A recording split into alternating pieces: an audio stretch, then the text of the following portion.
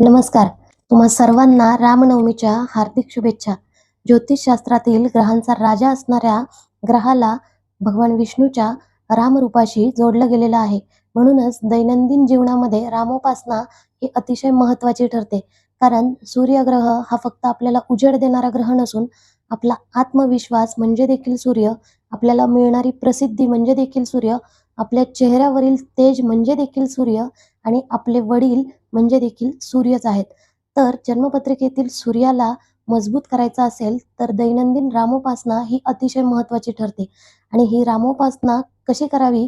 तर समर्थ रामदास स्वामी सांगतात, "काहीच न करोनी प्राणी, राम नाम जपे वाणी, तेने संतुष्ट चक्रपाणी, भक्ता लागी सांभाळी श्रीराम."